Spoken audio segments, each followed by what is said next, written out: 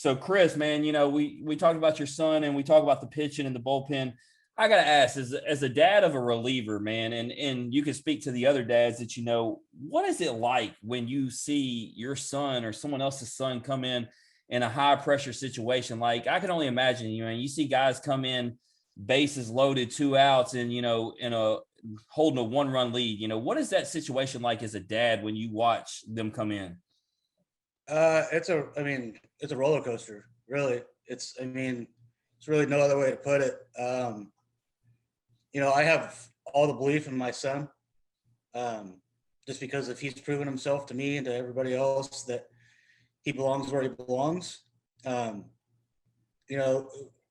Last year, he comes in behind Devin Fontenot against Youngstown State and gets a hold, and then Dugas walks us off and he gets a win, first win at LSU. Like, never in my life would I have imagined that going to happen. And then you cut to our series against Vanderbilt, in the afternoon.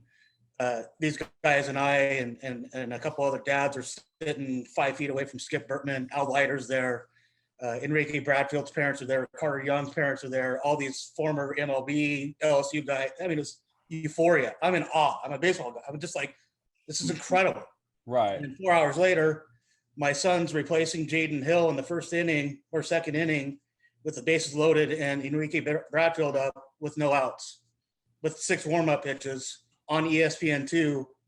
And it's straight terror as a father, Are you like pacing back and forth? Like, how's that work? Absolutely. I left my wife and my daughter from our seats. I went up to the mezzanine, stood by George. At the time we were only about 4,000 capacity at the ballpark. I instantly could see what was happening with him. And, back in the JUCO days, I can yell from the stands and tell him, hey man, you got to breathe. You got to slow down your tempo. You got to do this. You got to do that. It's all lost in noise out there, and so it happened. And, that's where you drop the baseball dad stuff and you just become a father and give him a space and try to, get back at it. But, I believe in him. So, it's nerve wracking because of the competition where we're at. And right. Alex Box, for you, we talk about longest tenured and, being a Louisiana guy, what makes it the best stadium in the country? Oh man, there's so many things about Alex Box. They say the magic of Alex Box, and it's so true. And I ex-Cade, and I talked to a lot of the players that, obviously play there, and like, tell me what it looks like when you're on the base and what's happening. And it's the fans, the crowd understands the game of baseball. LSU has some really great fans.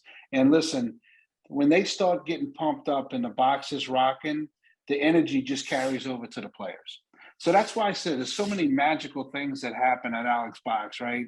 The Possum game against Arkansas years ago, and the comebacks and the big home runs and the big base hits and those type of things, big plays on defense, guys diving in the gap to grab a ball. And it's really, great athletes, but also the fans help propel those athletes to step it up a notch, right? Yeah, no, we had Josh Hatcher on from Mississippi State, Ronnie, and he had played there twice, and he said that it feels like when you're at Alex Box, he said it feels like the fans are right on top of you. It's so loud, and that speaks, because that's coming from somebody else. He said there's no place that's harder to play in his personal opinion, and he's played everywhere. That's right. And the fan, and then on top of that, like I mentioned, they understand the game. Now, listen, I've been in the stadium.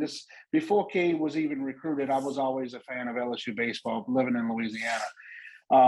I've seen them lose series, and the LSU fans cheer on the other team because they've done the right things to win a game. So when you see good baseball plays happen, the fans are going to cheer those guys on, whether it's in the purple and gold or it's another color team that's out there, right? So great fans, great atmosphere. I've been around to a lot of baseball games around the Southeastern Conference, being this is Cade's 4th year.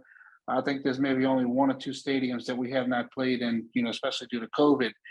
I don't think there's a better atmosphere from the fans' perspective around the Southeastern Conference. Now, there's some nice facilities now. I'll tell you what, You go over to Starkville, that's a really nice facility. This team end up in Omaha.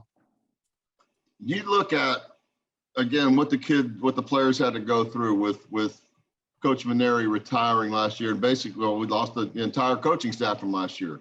So you bring in a new coaching staff, right? And Jay did a hell of a job assembling a great group of coaches. And that's exactly what these guys are. These guys are getting these players ready for the next level. So now you pass that hurdle, and then the cohesiveness of these guys pulling each other together and backing everybody on this team. They got everybody's back. And when I said 1 to 35, I meant 1 to, there's 43 kids, I think, on the roster right now. So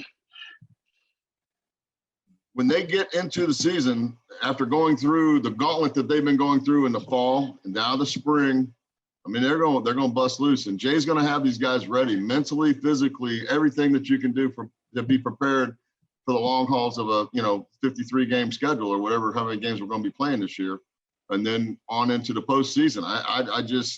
I do not see, based on what we saw last year with going through, this is my first year going through something like this, right?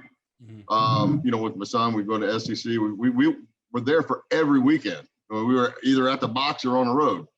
So it was cool to see. It was cool to experience. And that was the foundation for this year's team. And these guys are hungry. They surprised a lot of folks last year by getting to the Super Regional because we weren't even expected to get into the national tournament. Would you rather do 5 years in jail or 10 years in a coma?